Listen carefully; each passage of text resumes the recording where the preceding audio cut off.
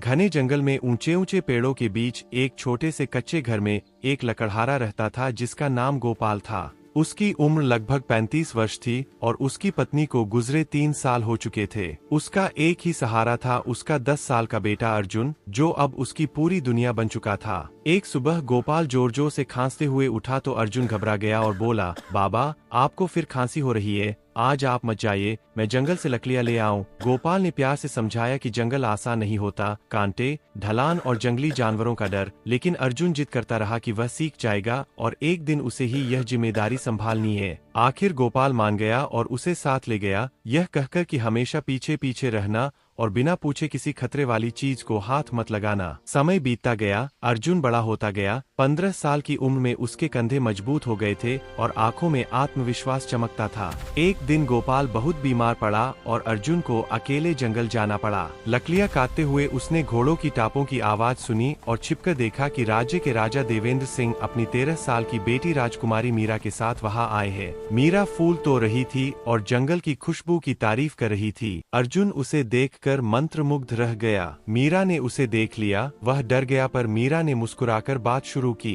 अर्जुन ने अपना परिचय दिया और कहा कि वह पास ही रहता है और मदद कर सकता है। मीरा को उसकी सादगी अच्छी लगी और दोनों के बीच दोस्ती की शुरुआत हुई। वे जंगल में मिलने लगे और धीरे धीरे उनकी दोस्ती गहरे प्रेम में बदल गई। लेकिन जंगल के अंधेरे हिस्से में एक बुरी जादूगरनी कालिका रहती थी, जिसने यह सब देख लिया। उसे अर्जुन के भीतर छिपी प्राचीन वनरक्षक शक्ति चाहिए थी, इसलिए उसने एक दिन जादू से उसे बेहोश कर अपनी गुफा में कैद कर लिया। जब अर्जुन नहीं लौटा तो मीरा घबराकर एक वृद्ध साधु ऋषिवर के पास पहुंची। उन्होंने बताया कि अर्जुन को कालिका ले गई है और उसे बचाने के लिए 2 रास्ते हैं, एक सुरक्षित, दूसरा खतरों से भरा। मीरा ने बिना हिचक कठिन रास्ता चुना। पहली परीक्षा भय की थी। एक काले झरने में उसे अपने सबसे बड़े डर दिखाई दिए, अर्जुन की मृत्यु, पिता का क्रोध, लेकिन उसने समझ लिया कि यह भ्रम है और डरी नहीं। दूसरी परीक्षा बलिदान की थी, जहां उसे अपने प्रेम को बचाने के लिए अपना खून देना पड़ा। दरवाजा खुला